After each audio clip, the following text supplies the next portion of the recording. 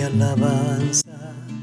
Nuevamente es un privilegio llegar a sus hogares y a los dispositivos donde usted nos sintoniza. El día de hoy traemos un tema muy bonito, muy especial que sabemos le va a servir a usted, nos va a servir absolutamente a todos, a mí mismo, hermanos. Y la desobediencia trae tormentas a nuestra vida. La desobediencia trae tormentas a nuestra vida. Estudio de época número 5 y estamos en Jonás capítulo 1 versículos 4 al 17. Para los que se conectan por primera vez, tratamos de usar una herramienta que se llama época y es un acróstico, donde la E significa un ejemplo a seguir, la P una promesa a reclamar, la O un mandamiento a obedecer, la C un pecado a confesar y la A un cambio de actitud. Antes de leer el pasaje, quiero decirles una cosa muy importante como introducción. Esto lo escribió el doctor R.T. Kendall, pastor de Westminster Chapel o capilla en Londres, el pastor de la capilla de Londres de Westminster. Mire lo que escribió él acerca del libro de Jonás. Dice que el libro de Jonás es uno de los más relevantes para el tiempo presente. En primer lugar, porque hace una analogía de la iglesia moderna. Mire cómo nos está comparando este señor con la iglesia moderna. Dice, la iglesia es como Jonás, que pagó un billete para el viaje, se sube al navío, pero va en dirección opuesta a lo que Dios le está pidiendo que haga la iglesia. La segunda cosa que este señor nos dice es que la iglesia está gastando tanta energía y tanto tiempo y tanto dinero en lo que no debe. ¿Cuántos programas tienen las iglesias? ¿Cuántas cosas hacen las iglesias que no están en sintonía con lo que Dios quiere que haga? También, por otro lado, dice que la iglesia está como Jonás durmiendo al lado del navío mientras este mundo se está zarandeando. Y en verdad este mundo se está zarandeando. El mundo tiene miedo y la iglesia está durmiendo. El mundo hace preguntas y la iglesia no tiene respuestas. ¿Qué hacemos entonces? Por eso el día de hoy vamos a estudiar las tormentas provocadas por nuestra desobediencia. Entonces, la primera cosa que vamos a ver son los resultados de la huida de Jonás. Capítulo 1, vamos a leer del 4 al 17 para tener el contexto. Pero Jehová hizo levantar un gran viento en el mar y hubo en el mar una tempestad tan grande que pensó que se partiría la nave. Le voy a repetir el 4 porque es muy importante. Pero Jehová hizo levantar un gran viento en el mar. ¿Quién levantó el viento? Dios. Y hubo en el mar una gran tempestad. ¿Quién la levantó? Dios. Tan grande que pensó que se partiría la nave. Y los marineros tuvieron miedo y cada uno clamaba a su Dios y echaron al mar los enseres que había en la nave para descargarla de ellos. Pero Jonás había bajado al interior de la nave y se había echado a dormir. Y el patrón de la nave se le acercó y le dijo, ¿qué tienes, dormilón? Levántate y clama a tu Dios. Quizás Él tendrá compasión de nosotros y no pereceremos. Y dijeron cada uno a su compañero, venid y echemos suertes para que sepamos por causa de quién nos ha venido este mal. Y echaron suerte y la suerte cayó sobre Jonás. Entonces le dijeron ellos, decláranos ahora por qué nos ha venido este mal. ¿Qué oficio tienes y de dónde vienes? ¿Cuál es tu tierra y de qué pueblo tú eres? Y él le respondió, soy hebreo y temo a Jehová, Dios de los cielos, que hizo el mar y la tierra. Y aquellos hombres temieron sobremanera y le dijeron, ¿por qué has hecho esto? Como ellos sabían que huía de la presencia de Jehová, pues él se los había declarado. Es evidente que les dijo todo. Cómo Dios le había ordenado ir a Nínive y que él no había hecho caso y que por el contrario estaba durmiendo. Y le dijeron, ¿qué haremos contigo? El mar para que se nos aquiete. Parece que el mar se iba embraveciendo más y más. Y él le respondió, tomadme y echadme en el mar. Y el mar se os aquietará porque yo sé que por mi causa ha venido esta gran tempestad sobre vosotros. Y aquellos hombres trabajaron para hacer volver la nave a tierra, mas no pudieron. Es interesante que esta gente, siendo inconversa, no lo tira al mar. Y escucha esto, porque el mar se iba embraveciendo más y más contra ellos. O sea, no tenían la intención de hacer nada malo. Entonces clamaron a Jehová y dijeron, oiga, clamaron, es en plural. Te rogamos ahora, oh Jehová, que no perezcamos nosotros por la vida de este hombre, ni ponga sobre nosotros la sangre inocente, porque tú, Jehová, has hecho como has querido. Inconversos orando, hermanos. Y tomaron a Jonás y lo echaron al mar, y el mar se aquietó de su furor. Y temieron aquellos hombres con gran temor, y ofrecieron sacrificio a Jehová e hicieron votos. Pero Jehová tenía preparado un gran pez que tragase a Jonás, y estuvo Jonás en el vientre del pez 3 días y 3 noches. Muy bien. Entonces la primera cosa que vamos a estudiar es la desobediencia trae tormentas a nuestra vida. Hasta aquí parece que todo va bien. Jonás se va huyendo de la presencia de Dios, no quiere obedecer a Dios, va, compra un boleto, él se sube a una nave fenicia, el que va rumbo a Tarsis. Escuchamos que Tarsis era lo que hoy es Cádiz en España, y la lección es muy clara, que toda desobediencia trae sus consecuencias. Y el problema no es que la desobediencia traiga sus consecuencias solo para mí. A veces nosotros arrastramos a quienes nos rodean. Por ejemplo, si yo tengo un vicio de tomar, arrastro a mi familia, porque en vez de tener el dinero para la comida, para los gastos, el agua, la luz, el teléfono, la comida, yo me la gasto en el licor. O teniendo una vida desordenada, entonces yo vivo endeudado, vivo desacomodado. Y escúcheme esto, porque, por favor, escúcheme esto. Porque muchas veces nosotros creemos que a veces pecado es solo hacer cierto tipo de cosas. Pero tener una economía desordenada, de gastar desmedidamente con las tarjetas de crédito y endeudarnos, eso trae sus consecuencias también, hermanos. Y arrastramos a la familia. Entonces, si no obedecemos al Señor, a nuestros padres, a las autoridades, a los profesores, a los jefes, nos meteremos en problemas. Usted no puede ir en la vida cruzando semáforos en rojo sin creer que no pagará las consecuencias. Cada vez que nosotros desobedecemos, nosotros pagaremos las consecuencias. Ya sea de manera singular, de manera particular, de manera general. Si usted y yo desobedecemos a Dios, tarde o temprano enfrentaremos las consecuencias. Jonás desobedeció y aquí vinieron las consecuencias, ¿verdad? Dios es un Padre amoroso. Si usted recuerda la historia del hijo pródigo, el hijo pródigo va huyendo del padre, no quería estar con el padre. Y Jonás hace lo mismo. Claro, en la historia de Lucas capítulo 15, el padre no va a buscar a Jonás.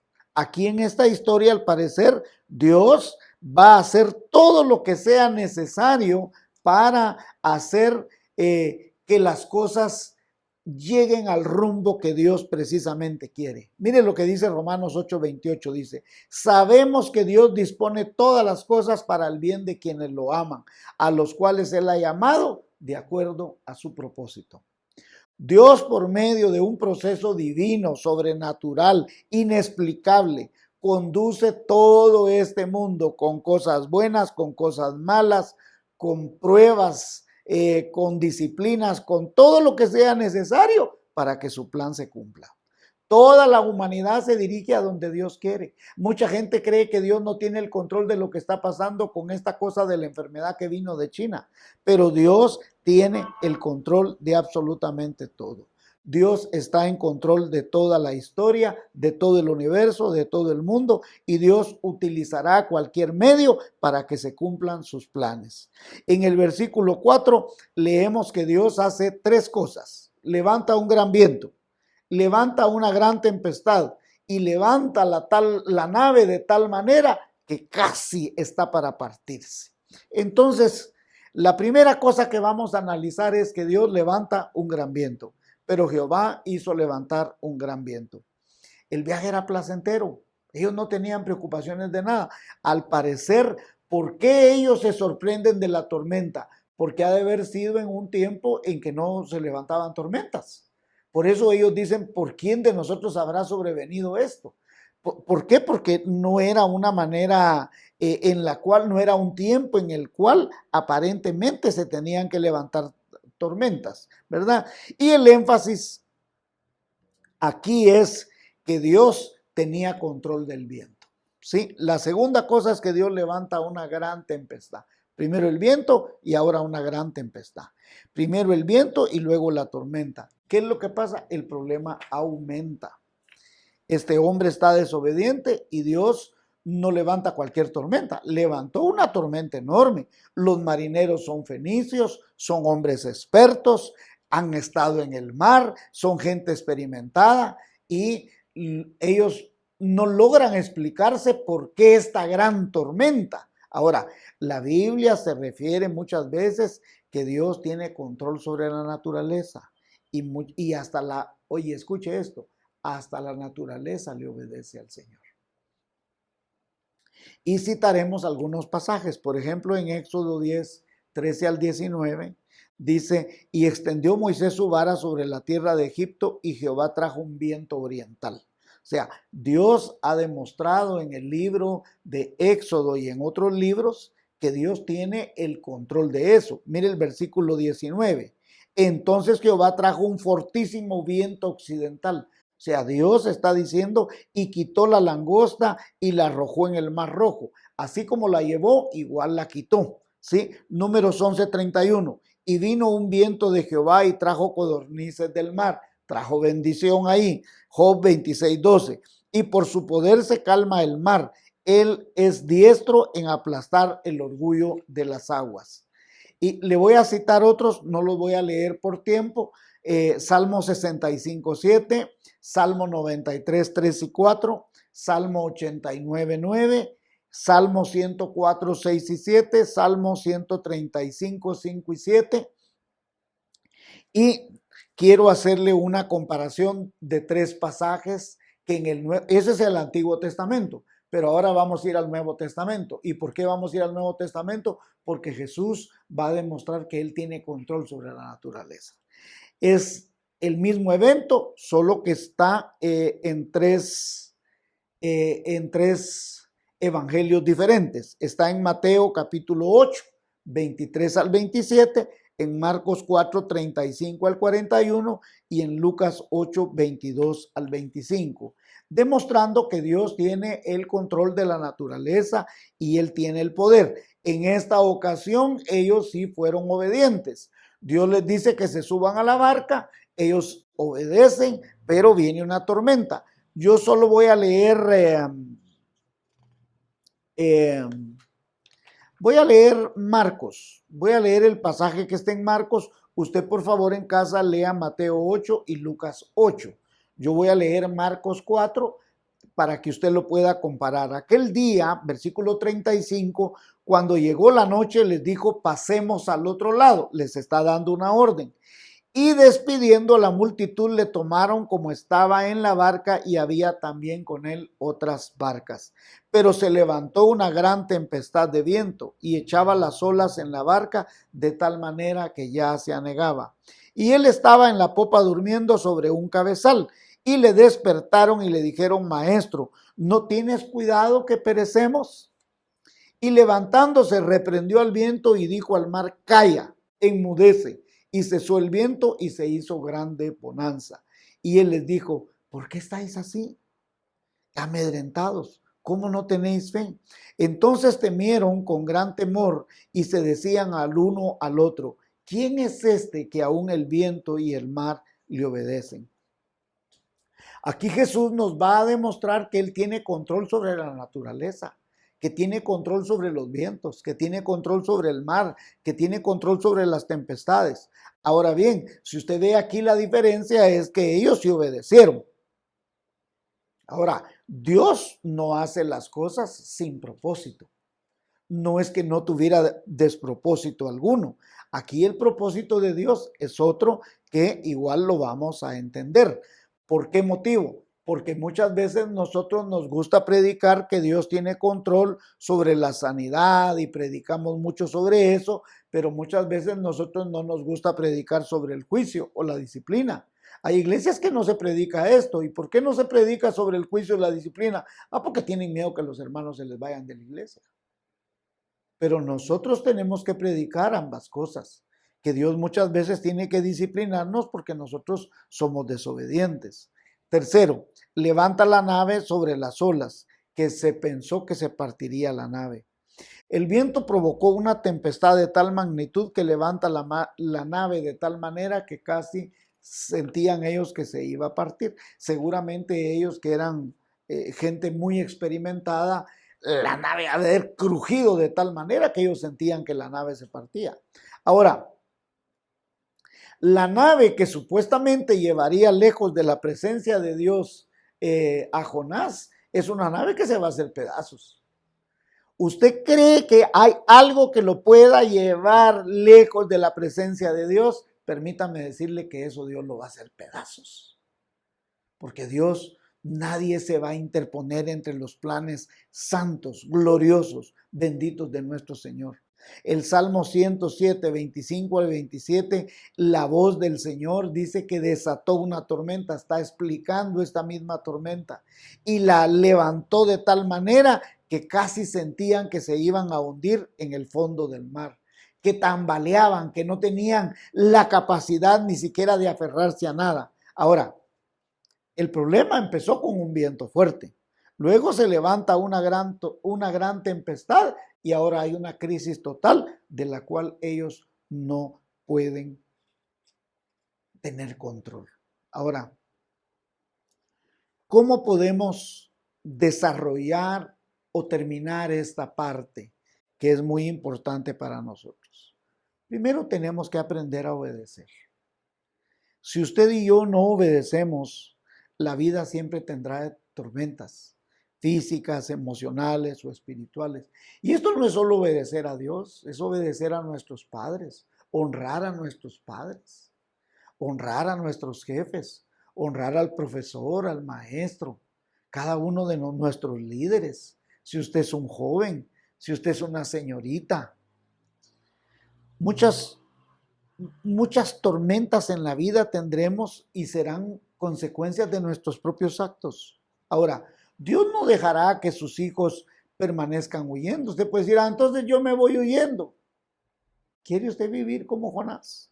Mire, yo recuerdo que cuando hicimos el estudio de Job, yo dije que había dos clases de situaciones. Hay prueba o disciplina. Prueba, usted va a salir. No hizo nada, Dios lo quiere perfeccionar. Disciplina, usted se portó mal, entonces Dios lo necesita disciplinar. Pero aquí, en el libro de Jonás, estamos hablando de tormentas. Y entonces hay dos clases de tormentas. Si allá hay una prueba y disciplina, aquí lo que encontramos es tormentas para corregir y tormentas para perfeccionar. Si Dios tiene que usar una tormenta para corregir su vida, Él lo va a usar con amor hacia usted. Y si la tormenta es para perfeccionar, usted va a salir muy pronto. Ahora, ¿qué deberíamos hacer nosotros? Porque aquí, aunque hay un pecado a confesar, también hay una promesa a reclamar, ¿verdad? El pecado a confesar es, yo me equivoqué, yo me porté mal, tengo una tormenta en su vida, que le dice, Señor, ya entendí, ayúdame a salir, no lo vuelvo a hacer. Mire, yo puedo recordar que nosotros somos 3 hermanos y mi mamá tenía un carácter muy férreo, firme. Y yo recuerdo que mi mamá, tenía su chicote, su tata, decía, y con ese nos corregía. Y yo recuerdo que cuando le estaba pegando a mis hermanos, como pegaba parejo mi mamá, primero el Manuel, luego Gustavo y de ahí iba yo. Y yo miraba que mis hermanos inmediatamente decían, ya entendí. Paraba mi mamá. Entonces por baboso yo sí decía que no había entendido. Porque, ¿qué es lo que pasa? si usted no le dice a Dios que entiende. Y por supuesto no es solo de decirle a Dios que no entiende, porque perverso es el corazón. ¿Quién lo conocerá? O sea, usted no puede engañar a Dios. Ahora, si usted ya entendió y está cansado de estar sufriendo, de estar llevando tormentas en la vida, deténgase, reflexione. Yo recuerdo que hace unos años prediqué un mensaje que se llamaba pare de sufrir, pare de pecar. Entonces, mucho de nuestro sufrimiento viene porque somos pecadores. El sufrimiento no viene solo porque somos pobres, mentira. Porque la misma Biblia dice, mozo fui envejecido y no he visto pobre ni su descendencia que mendigue pan.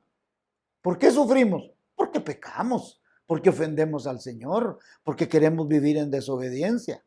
Ahora, hay tormentas que Dios las manda para perfeccionar. Y esa es una promesa de Dios. Ninguna tormenta, y escuche esto, ninguna tormenta es un problema para Dios. ¿Por qué? Porque Dios tiene control de las tormentas. Ninguna tormenta le impide a Dios actuar. Dios nos dará el poder para tener paz aún enfrentar cualquier tormenta. Mire lo que dice Filipenses 4:6. No se aflijan por nada, sino preséntenlo todo a Dios en oración y pídanle y denle gracias también. ¿Qué está diciendo? Escuche esto, por favor, porque aquí está la clave. No se aflijan por nada, sino preséntenlo todo a Dios en oración. Y dice, pídanle y denle gracias. ¿Y por qué está diciendo denle gracias? Como quien dice, ya te lo solucioné, solo agradecémelo. Entonces Dios ahí mismo le está dando la respuesta a usted. Así de que Dios le va a dar la paz. Juan 14:27 dice, la paz os dejo, mi paz os doy. Yo no os la doy como el mundo la da. No se turbe vuestro corazón ni tenga miedo. Entonces, ¿cómo podríamos enfrentar las circunstancias? ¿Cómo las tormentas? Primero, no mire las circunstancias. Porque cuando usted se enfoque en las circunstancias o en el problema, usted se va a dar cuenta que no puede con el problema. Usted y yo no podemos solucionar el problema. La segunda cosa es no se mire a sí mismo. ¿Por qué? Porque si usted se mira a sí mismo, no puede. Si pudiera solucionar el problema, ya lo habría hecho. Si usted pudiera dejar ese vicio, esa situación que hay en su vida, usted ya lo hubiera dejado. ¿Por qué no lo deja? Porque no puede. ¿Y qué debemos hacer? La tercera es, mire a Jesucristo. Todo lo puedo en Cristo que me fortalece. Nuestras tormentas no son nada para el Señor. Para el Señor no hay nada imposible, dice Lucas 1:37. Así de que usted y yo debemos entender, comprender que Dios es el que tiene un plan maravilloso para su vida y para la mía. Isaías 43:2 dice, cuando pases por las aguas, yo estaré contigo. Y si por los ríos no te anegarán, cuando pases por el fuego no te quemarás, ni la llama arderá en ti. Permítame decirle algo antes de concluir este día, para que usted pueda tener bien claro cómo es que Dios trabaja, Dios actúa. Muchas veces usted y yo tomamos decisiones que no las consultamos con Dios. Simplemente usted deliberadamente decidió o desobedecer al Señor o a tomar una acción sin consultar con el Señor.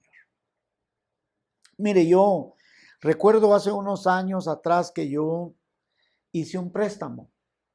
Y este préstamo que yo hice al banco, le dije, Señor, yo quiero hacer este préstamo, voy a montar un negocio y de las ganancias, escúcheme, de las ganancias yo te voy a pagar 2 líderes que se dediquen al evangelismo, a misiones, evangelismo, misiones y jóvenes. Así era, así era. Y yo hice un préstamo al banco. El banco inmediatamente me prestó el dinero. Pero yo lamentablemente, sin consultar al Señor, me metí con aparentemente un hermano, a hacer negocios, que resultó ser un gran sinvergüenza. Y prácticamente él se quedó con todo, hermano. Y yo me quedé con la gran deuda. Yo, por supuesto, y escuche esto, por supuesto, a pesar de que yo sí seguí pagando, pagando los sueldos de los pastores que yo le había prometido al Señor. Eso yo no lo dejé de hacer. Y recuerdo que estaba pasando por una temporada tan terrible porque no tenía ni un centavo, tenía que seguirle pagando al banco. Y usted sabe que pagarle al banco es una cosa terrible.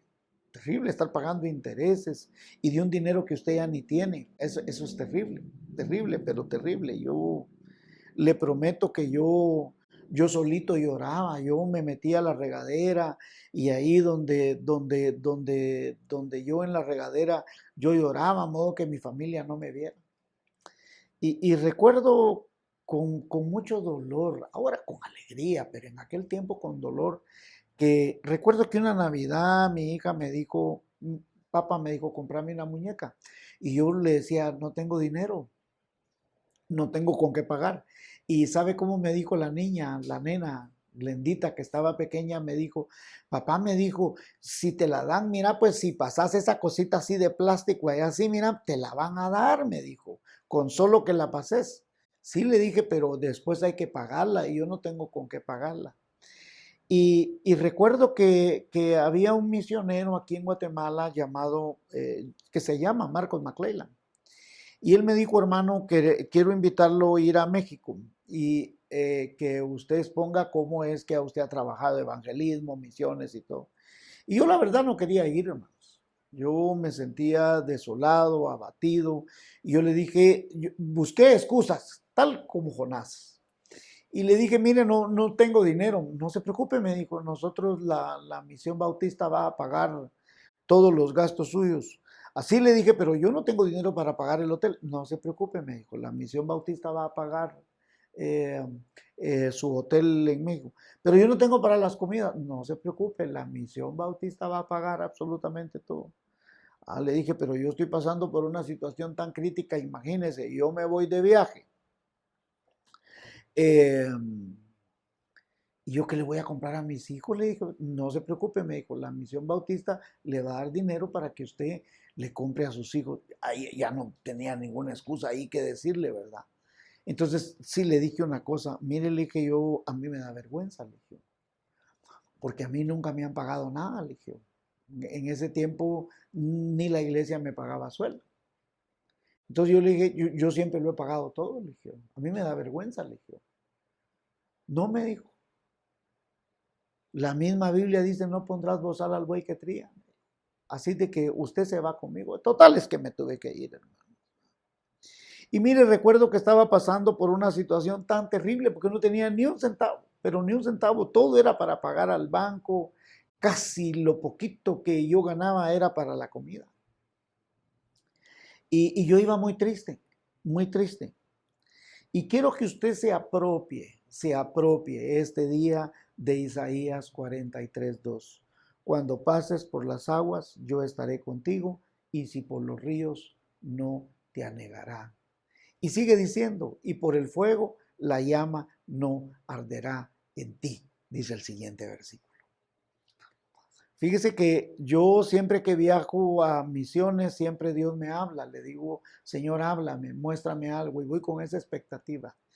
Y en ese viaje yo sentí que Dios no me había dicho nada, pero el último día Él me dijo, mire, me dijo, vamos a ir a la primera iglesia bautista de México, me dijo. Y de ahí vamos a partir al aeropuerto y nos regresamos a Guatemala. Fuimos allí y estuvimos en la primera iglesia bautista. Pasó un pastor muy joven a predicar y leyó Isaías 43, 2 y 3. Cuando el hombre empezó a predicar, todo se oscureció. Yo solo vi como un túnel donde solo yo oía la voz de Dios que me hablaba a mí, o la voz del ángel de Dios, como usted quiera, lo que usted quiera creer. Y escuche esto, yo caí de rodillas allí en la iglesia, yo caí de rodillas. Y Pastor Marcos me preguntó, ¿qué le pasa? Me dijo, Dios me está hablando, le dije. Y él, que era un hombre muy espiritual y todavía lo sigue siendo, él inmediatamente no cuestionó, simplemente me puso las manos encima y empezó a orar por mí. Y yo empecé a sentir que Dios me dijo, no tengas pena, yo estoy contigo. yo te voy a cuidar, yo te voy a proteger.